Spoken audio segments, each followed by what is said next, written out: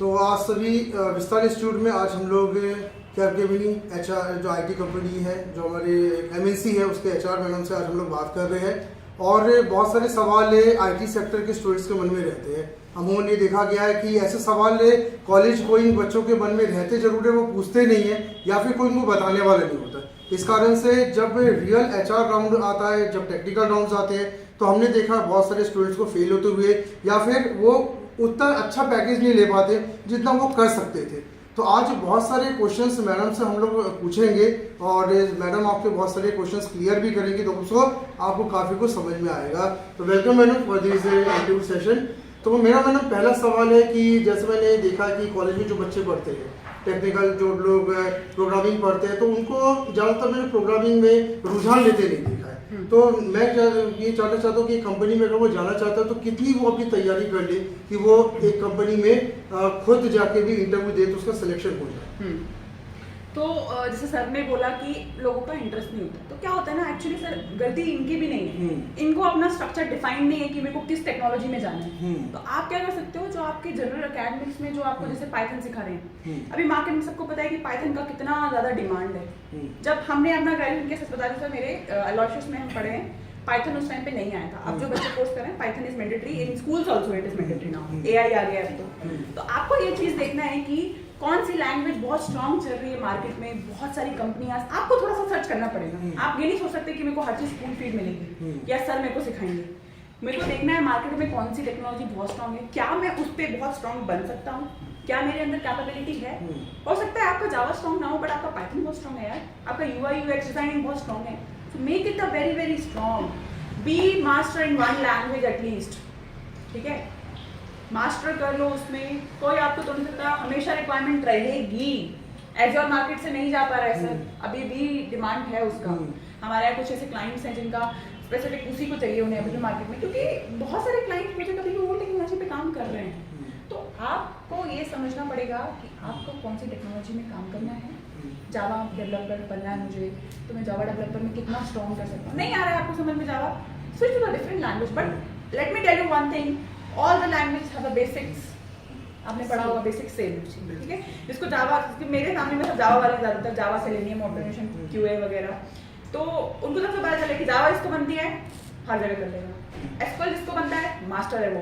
SQL का पूरा फंडा एक्सेल में है कि नहीं, मेक एक्सेल, इतना स्मार्ट कर लो अपने आप को एक्सेल में। एक्सेल के बेसिस से बहुत अच्छी जॉब मिलती है यार, एडवांस एक्सेल जिसको बनता है। आपको पता है 25-25 साल वाले लोगों को अभी तक एक्सेल में पिवट लगाते नहीं बनता। They'll ask you. I have learned in my entire career just 2 years back how to do Excel में pivot and all. Since I was learning from my school education, the Excel and all. Excel को master कर सकते हो यार, जरूरी नहीं है सिर्फ लैंग्वेज और ये सब, आप Excel को भी बहुत अच्छा मास्टर कर सकते हो। आई थिंक सर आपके यहाँ पे Excel का कोर्स करा जी होता है, तो बहुत अच्छी बात है, आप Excel को भी मास्टर करो साथ साथ। क्योंकि देखो क्या होता है, आप जब कोडिंग करते हो, कुछ चीज़ें करते हो, प्लानिंग होती है, आपको Excel में काम करना पड़ता है। आप Excel को कहीं से भी रिप्लेस नहीं कर सकते। तो मास्टर करो चीज़ों को, you'll get the result। मेरा सेकंड क्वेश्चन ये है कि जितने भी कॉलेज के स्टूडेंट्स हैं, मैंने देखा है कि उनका कॉन्फिडेंस कभी भी अपनी स्टडीज़ में और प्रोग्रामिंग्स में होता ही नहीं है, और उनका माइंड भी बहुत लोग वॉश आउट करते हैं। कई लोग ऐसे होते हैं जो आईटी में बहुत अच्छे प्रोग्रामर्स होते हैं, लेकिन जब लास्ट ईयर आते आते उनका माइंड बहुत तेज वॉश आउट कर दिया जाता है और वो मार्केटिंग और किसी दूसरे लाइन में भी जाते हैं। तो ऐसे बच्चों के लिए मैडम आप क्या कहेंगे जो माइंड वॉश आउट के कारण आईटी के कैरियर को छोड़कर छोटे मोटे कामों में लग जाते हैं और इस कैरियर पे फिर दोबारा आना भी नहीं चाहते? तो देखो, जिसको सर आप देखो, मैं बोल रही हूँ, अब जिसने ठान लिया कि मुझे चेंज करना है, आप उसको कुछ नहीं कर। अगर मैंने ठान लिया मेरे को करना है, तो मतलब करना है, चाहे दुनिया कुछ भी बोले। अभी लोग बोलते हैं कि यार 10 साल से यूपीएससी, 5 साल लोग करते हैं यूपीएससी की प्रिपरेशन कर रहे हैं, 10 साल तो मैंने ज़्यादा बोल दिया, वो कर रहे हैं, उनको करना है। क्योंकि तो सिंस आपको अगर भी करना है तो करना है भाई। लैंग्वेज इतना स्ट्रांग है मेरा, आई कैन क्लियर। थोड़ा सा टाइम लगता है चीज़ों को, हर किसी को हर टाइम सक्सेस जल्दी नहीं मिलती है। तो लोगों की बातों में मत आओ कि आईटी में कल्चर नहीं है, कॉर्पोरेट में कल्चर नहीं है। आपको पता है कॉर्पोरेट वालों का आप लाइफस्टाइल देखोगे ना सर, गवर्नमेंट वालों से बहुत अच्छा है। ये मैं अपने पर्सनल एक्सपीरियंस से बोल रही हूँ। My dad has serve 32 years of service in army, ठीक है, रिटायर्ड एज अ कैप्टन। उनका लिविंग कल्चर आज हमारा 4-5 साल में लिविंग कल्चर बहुत डिफरेंस होता है। हर किसी का नहीं बोलूंगी मैं, बट बता रही, corporate give you lot of exposures to expose your personality, roam around countries, cities, everywhere. तो जो चीज़ करनी है तो करनी है। आप फिर माइंड वॉश करने वाले आपके पास बहुत सारे लोग आएंगे, तो it's up to you, if you have decided you have to do it, that's all. Third question मेरा ये है कि एमएनसी में ज़्यादा अच्छे जॉब अपॉर्चुनिटीज रहती है कि एक नॉर्मल आईटी कंपनी से स्टार्ट करना चाहिए एक फ्रेशर को, क्योंकि फ्रेशर मन में रहता है कि मैं मल्टीनेशनल में पहले जाऊँ कि एक नॉर्मल आईटी कंपनी में जाऊँ, वहाँ पे मैं एक्सपीरियंस गेन करूँ, देन मैं फिर मल्टीनेशनल में जंप करूँ।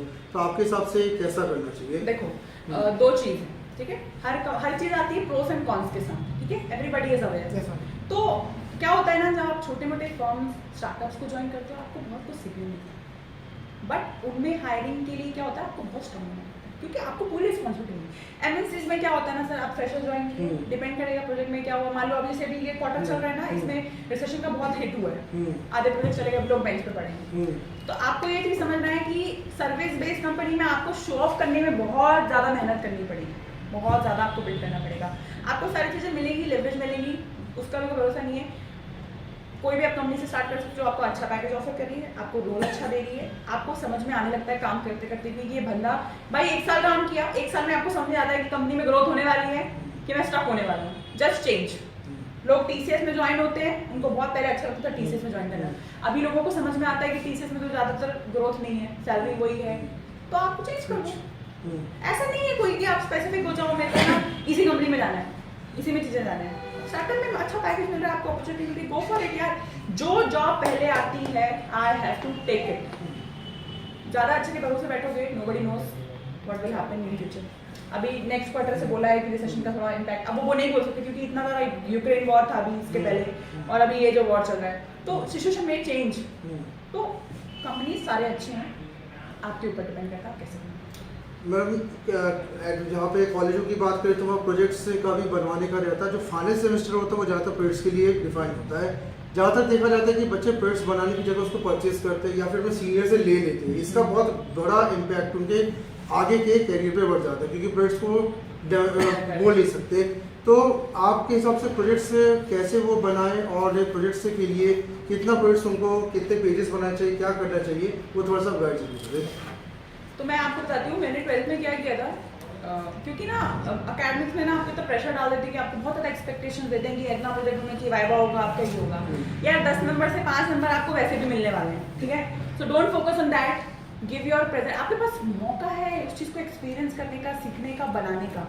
सो मैंने 12th में प्रोजेक्ट खरीदा, सच बता रही हूँ, कॉलेज में मैंने ये गलती नहीं की। I built my college website for the NCC, if you want I can show you, I have the project, I think मैंने क्या किया रखा है कि इनका मुझे याद नहीं है, मेरे इसमें रखा होगा, मैं आपको दे सकती हूँ। मैंने एक वेबसाइट बिल्ड किया था .NET के थ्रू, ठीक है। सो मेरा क्योंकि जावा आईडी में पहले से एक्सपीरियंस था, तो I was aware of the front end part of the Java and all की उसको कैसे प्रेजेंट करना, तो .NET में मैंने काम किया था। उस टाइम मेरे को C# में आता था सर, अब तो मैं बहुत कुछ भूल गई हूँ, अब तो मुझे पता ही नहीं है कि करते कैसे, सब भूल गई हूँ। मैंने वेबसाइट डेवलप किया था सेंट्रल ऑर्शियस कॉलेज का NCC का, ठीक है।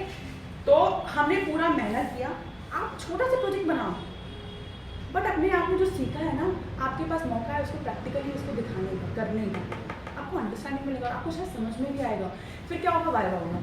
तो देखो वाइवा में क्या ना, हमने प्रोजेक्ट बनाया ना, आपके उतने नंबर कवर हो गए, फेल नहीं करते कोई यार, पैनल्स आते हैं, वो हम ही आप लोग वैसे आते हैं, सर सभी पैनल थे, आप भी प्रोजेक्ट में नंबर उतना देते हैं, हाँ उतना तो रहता है, थोड़ा बहुत आपसे वो देखते हैं कि भाई ये बंदे ने तो प्रोजेक्ट बहुत अच्छा बनाया है। और कभी कभार होता है, हो सकता है आपकी बहुत अच्छे स्किल्स हैं, आपका प्रोजेक्ट बहुत अच्छा बन गया हो, तो क्या होगा ना, आपका जो बैठा है HOD है, जो भी है आपका IT डिपार्टमेंट से है, तो प्लेसमेंट आएगा, पता है वो क्या बोलेगा, सर इस बच्चे ने तो बहुत अच्छा प्रोजेक्ट बनाया था, आप इसको एक बार प्लीज चेक करिएगा, रेफरेंस टॉप बच्चे होते हैं उनको हमेशा प्रेफरेंस देते हैं। जैसे हमारे यहाँ कोई कंपनी आती थी सर HR में, तो कभी कभी होता है ना, कॉलेज की रेपुटेशन की बात हो जाती है, तो कॉलेज बोलता था कि हम सिलेक्टेड बच्चों को बैठाएंगे, पहले इंटरव्यू करके फिर हम बच्चों को बैठाएंगे। तो हम लोग क्लास में बोलते थे, हम लोग बिल्ड करते थे, टीम बिल्ड करते थे, समझ में आता, तो वो हमें प्रेफरेंस देते थे। तो हर जगह आप जो अपनी क्वालिटीज दिखाओगे उसका फायदा है, कुछ ना बोलने से कोई फायदा नहीं, ठीक है। तो प्रोजेक्ट बनाओ, जितना बनता है हेल्प लो, अरे आधा बन रहा है दिखा दो यार, पैनल क्या ही पूछेगा, जो पूछेगा आप उतना दे देना जवाब, नहीं बनेगा तो ठीक है, एक्सेप्ट इट, नहीं बन रहा I will try it, learn, simple है। प्रोजेक्ट बनाओ, खरीदो मत, आप उनका फायदा कर रहे हो जो प्रोजेक्ट बना के बेचो, वो उनके लिए यार, आई थिंक जिनको डिग्री चाहिए है क्योंकि पास नहीं होंगे क्योंकि प्रोजेक्ट नहीं बना, तो उनके, आप लोग इतना प्रोफेशनल कोर्स कर रहे हो, सब कुछ सीख रहे हो, तो we expect and everybody expect you to show your skills there, ठीक है। ये सर फाइनल क्वेश्चन ये है कि बच्चे बहुत देखा गया कि अपने बॉडी लैंग्वेज में माइंडसेट में वर्क नहीं कर रहे। मैं बहुत सारे स्टूडेंट्स को देखता हूँ कि उनके बॉडी लैंग्वेज इतना पुअर रहता है कि वो जिन कंपनी को टारगेट कर रहे हैं, जिस दिन वो एचआर के सामने आएंगे वो उसी दिन बाहर जाएंगे। तो बॉडी लैंग्वेज को कैसे फिट करें, क्योंकि उनके बॉडी लैंग्वेज, उनके एक्सप्रेशंस बहुत पुअर है और उन लोग का पहनावा भी ठीक नहीं है। तो आप इसके लिए कैसा उनको कहेंगे कि आप कैसे इस चीज़ को इम्प्रूव करें, और कम्युनिकेशन स्किल भी पुअर है तो उसके लिए भी जरूरत बताइएगा। फर्स्ट चीज़ मैं आपको बताऊंगी कि first impression is the last impression, ठीक है। मैटर करता है बहुत ज़्यादा, हमको लगता है, बट मैं आपको ये नहीं बोलती बहुत ज़्यादा महंगे कपड़े खरीदो, बहुत लेविश लाइफस्टाइल जियो। आप जैसे नॉर्मल क्लास के हो, जो क्लास आपका है, it doesn't define your interviews, ठीक है। आप किस तरीके से अपने आप को रिप्रेजेंट करते हो, इट रियली मैटर्स। आप कितने कम रिसोर्स में अपने आप को प्रेजेंट कर पाते हो, ठीक है। आपके पास लैपटॉप नहीं था इंटरव्यू ने, आपने अपने सर से मांग लिया, फ्रेंड से बोरो कर लिया। This are the skill which shows interviewer कि you managed, you did not show the reason that I don't have laptop so I cannot give the interview right now. So that is what you have to show. आप अपने dressing general करो, आप बैठते हो यार, आप ऐसे थोड़ी ना बैठो, कोई बैठा है आप ऐसे करके बैठो, ऐसा बैठता है कोई क्या, नहीं ना। तो अभी भी हम लोग देखते हैं सर, एक्सपीरियंस बंदे इंटरव्यू देते हैं, कैमरा ऑन करने के लिए बोलते हैं उनको, पीछे कपड़े टंगे हैं। अरे मैं मानती हूँ आप कहीं पे भी रहते हो, मैं मानती हूँ हर सब लोग हर बैकग्राउंड से आते हैं, बट आपके यहाँ पे इतनी डिसेंसी होनी चाहिए कि मैं एक ऐसी दीवार के पास जाके बैठ जाऊँ जहाँ पे कुछ थोड़ा बहुत साफ सुथरा हो, थोड़ा बैठने के लिए, तो गलत इम्पैक्ट नहीं पड़ना चाहिए। वैसे तो इतना कुछ ज़्यादा नहीं पड़ता है, मैं आपको बताती हूँ जो बंदा होता है, बट एक जनरल, जैसे मैं हूँ, मैं सच बताऊँ, अगर मैं इंटरव्यू किसी का लूँगी तो मैं ज़रूर नोटिस करूँगी कि जब बंदे को पता था कि यार उसका 8 बजे इंटरव्यू है, he has not prepared well for the background thing also, he has not checked the lights, he has not checked the camera, he has not checked the laptop is working. So first thing, normal कपड़े पहनो, अच्छे हो, जहाँ आप जा रहे हो हिसाब से ड्रेसअप करो। मैं अपना बताऊंगी, मैं ऑफिस, हमारे ऑफिस में सर सारी चीज़ें अलाउड है, कैजुअल आप कुछ भी पहनो, फैंसी कपड़े पहनो, but I make my dressing very very good because I am HR, I represent my company to the associates. If I do wrong they will also see, अरे एचआर तो ऐसे पहन के आता है, वो ऐसे करता तो हम भी ऐसे करेंगे। So I am a role model for these people. So second thing ये हो जाती है, आप का आता है कम्युनिकेशन के बाद, मैं पहले से ही बोलते आ रही हूँ, मैंने तो बचपन से सीखा है, हमने इतना नहीं कर पाया, बट लास्ट में हमको क्या होता है, जब तक आपको मुंह की खानी होती है तो समझ में आता है, तभी आपको समझ में आती चीज़ें। बट आपको मैं अभी बता रही हूँ, आपको इंटरव्यू में पूछा कि tell me what are the objectives of this, आपने बताया जावा का बहुत सारे क्वेश्चंस थ्योरेटिकल भी पूछते हैं आपको, ठीक है, जिसका बेसिकली प्रैक्टिकल एक्सपीरियंस है, बट लोग नहीं बोल पाते। आपसे वो चीज़ पूछी, आपको बोला जावा की प्रॉपर्टीज बोलो, ठीक है, व्हाट इज इनहेरिटेंस, ठीक है, व्हाट इज दिस, मतलब बहुत सारी प्रॉपर्टीज भूल गई, मैं आपको बता रही हूँ, वो आपसे पूछा, अब आप बोल नहीं पाए, ना ही हिंदी में बोल पाए, ना ही इंग्लिश में बोल पाए। अब जैसे मेरे साथ चार होगा, मैं सोचूंगी यार बंदे ने एटलीस्ट ट्राई किया, उसको नॉलेज पता है कि क्या होता है, हिंदी में बोल रहा हूँ, हाँ, तो उसको कंसेप्ट पता है, उसको ये पता है, बोल रहा है, मैं थोड़ा बहुत माइंड करूँगी लैंग्वेज का, मेरे को पता है, चलो बंदे को सिखा दूंगी मैं, वो देखूंगी विलिंगली है कि नहीं है, बट ट्राई इंग्लिश में। अब 10 बच्चे इंग्लिश आते ही आता है सबको, फिर तो आपका कॉम्पिटिशन टफ हो जाएगा ना, एक हिंदी वाले को मैं क्यों लूँगी अपनी टीम में यार, that is what where it plays a role. तो ये चीज़ है, अपना कॉन्फिडेंस बिल्ड पता है कैसे होगा आप लोगों का, आप तो इसमें बात करो, सर से बात करो, क्वेश्चन पूछो, डरो मत यार, इंटरेक्ट करने में मत डरो ना, किसी से भी इंटरेक्ट करने में मत डरो, बहुत जितना इंटरेक्शन बढ़ाओगे ना लोगों से उतना आपको बहुत हेल्पफुल होगा, यही है सर। तो फाइनली आज मैम ने बहुत समय निकाला, और विस्तार इंस्टीट्यूट में आज आप लोग सभी को मैम ने इंटरव्यू के बहुत अच्छे गाइडेंस दिया, अपने बेस्ट टाइम पीरियड से भी मैम ने समय निकाला, ये हमारे लिए बहुत अच्छी बात है। Madam thank you for it कि आपने इतना समय निकाला, और स्टूडेंट्स को काफ़ी कुछ समझ में आया होगा। तो इसी तरीके से विस्तार इंस्टीट्यूट में जो भी एचआर ट्रेनिंग के प्रोग्राम्स चलते हैं, इसमें ज़रूर आप लोग शामिल हो। धन्यवाद। हम बहुत एक्साइटेड होते हैं सेमिनार वर्कशॉप अटेंड करने के लिए, हम बहुत एक्साइटेड हो जाते हैं, सुनते हैं, बहुत कॉन्फिडेंस बूस्टर हो जाता है, घर आके बस सो जाते हैं, कुछ एक्शन नहीं लेते। Action should be there, whatever you have learn you have to show in your actions also.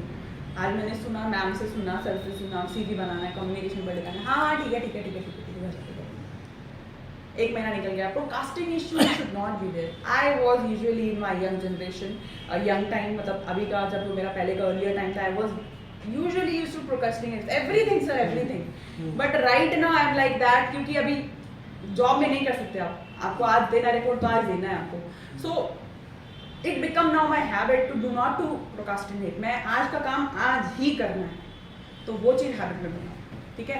आज अगर कुछ अच्छा सीखा है तो फील बिल्ड, अगर आप में से कोई अच्छा करता है तो बहुत अच्छा लगेगा।